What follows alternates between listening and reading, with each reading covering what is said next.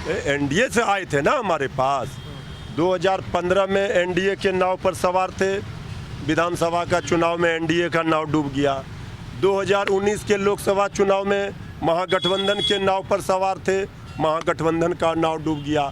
अब फिर एनडीए के नाव पर हम लोग भेज दिए हैं, अब वहाँ नाव डुबाएंगे। नमस्कार, मैं हूं देवांशु। आप देख रहे हैं news for nation. Jitan Ram Manjhi के महागठबंधन छोड़ने के बाद जीतन राम मांझी ने बैक टू बैक कई फायर किए हैं आरजेडी पर, कई आरोप लगाए हैं। सबसे पहला आरोप उनका यही था कि लालू प्रसाद यादव ने उन्हें झांसे में फंसा दिया। दूसरा आरोप तेजस्वी यादव पर उन्होंने तंज कसते हुए कहा कि मेरा बेटा जो है वो 7वीं 8वीं पास नहीं, MA पास है, प्रोफेसर है। हमारे साथ बात करने के लिए आरजेडी के प्रवक्ता मृत्युंजय तिवारी जी हैं। लालू यादव ने क्यों झांसे में फंसाया जीतन राम मांझी को? अब जहाँ चले गए हैं, जिनके गोद में बैठ गए हैं, तो अब उन्हीं की भाषा बोलेंगे। अरे झांसे में आदरणीय जीतन बाबू मांझी जी हम लोगों के अभिभावक हैं, हम लोगों की शुभकामना है, लेकिन हम समझ रहे हैं उनकी मजबूरी। वो फिर वहाँ से यहाँ आएंगे तो हम लोगों की शुभकामना है कि वो जहाँ हैं स्थिर से रहें। हम क्यों झांसे में फंसाएंगे? अभी तो नीतीश कुमार जी झांसे में फंसा लिए होंगे। एनडीए से आए थे ना हमारे पास।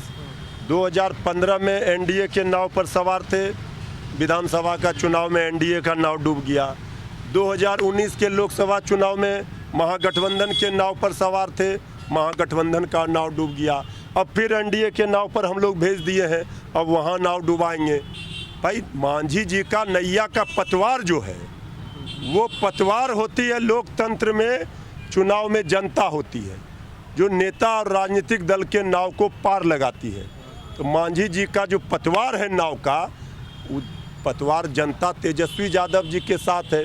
पतवार लेकर तेजस्वी यादव जी की होगी नैया पार, और मांझी जी गए एनडीए के साथ, अब होगी एनडीए का बंटाधार। कैसे नैया पार होगी? जेडीयू की तो धाकड़ प्लानिंग हो रही है। 7 तारीख को वर्चुअल रैली करने वाले हैं। आप लोग की कोई प्लानिंग नहीं है, सिर्फ आरजेडी कार्यालय में बोर्ड पोस्टर चेंज हो गए हैं। देखिए, और एक कार्यकर्ता जो है, बहुत सारे कार्यकर्ता खुद को भावी प्रत्याशी करके बोर्ड भी टांग रहे हैं, जबकि आपके तरफ से ऑफिशियल कुछ अनाउंसमेंट भी नहीं हुआ है। एक बात बताइए, वो वर्चुअल करें कुछ भी करें, एक्चुअल रैली तो जेडीयू का गांधी मैदान में आप लोग देखे थे ना। कार्यकर्ता सम्मेलन रैली था, गिन चुन करके आदमी नहीं आए थे गांधी मैदान में, सबको पता है।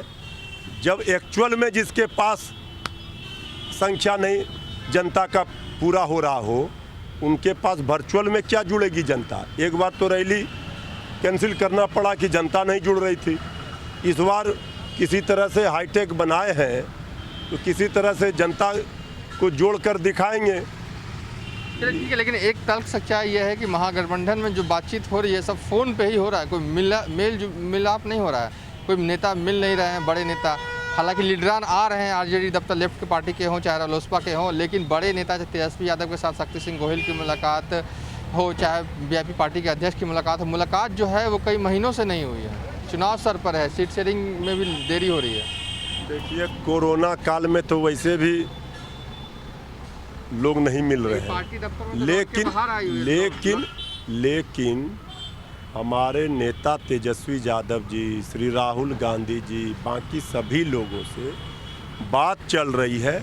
बात फाइनल स्टेज में है, सब चीज़ तय है अभी। और एनडीए के बड़े सहयोगी जिनके चिराग को बुझाने के लिए जेडीयू परेशान है, और बीजेपी जेडीयू के आग में घी डाल करके एलजेपी को बुझा रही है। अभी तो वहाँ टूट फूट होना है, एनडीए बिखरेगी। चिराग पासवान इधर आने वाले हैं। अब कौन किधर आएगा ये भविष्य वक्ता हम नहीं हैं, लेकिन राजनीति में संभावनाओं से इनकार नहीं किया जा सकता है। राजनीति में संभावनाओं के द्वार हर समय खुले रहते हैं। अब तो चिराग पासवान जी, एलजेपी ने कह दिया कि जहाँ जहाँ जेडीयू होगा वहाँ वहाँ एलजेपी का उम्मीदवार होगा। पूरी तरह से बीजेपी जेडीयू को खा लेगी। चलिए, ये थे आरजेडी के प्रवक्ता मृत्युंजय तिवारी, जिनका साफ तौर पे कहना है कि महागठबंधन में सब कुछ चंगा है। वहीं एनडीए की बात करें तो इनका साफ तौर पे कहना है कि चिराग पासवान जिस तरीके से नीतीश कुमार को आंखें तरेर रहे हैं, उसे कहीं ना कहीं आने वाले वक्त में एनडीए को बड़ा नुकसान होने की संभावना है। फिलहाल अभी तक के लिए इतना ही। आप देखते रहिए न्यूज़ फॉर नेशन।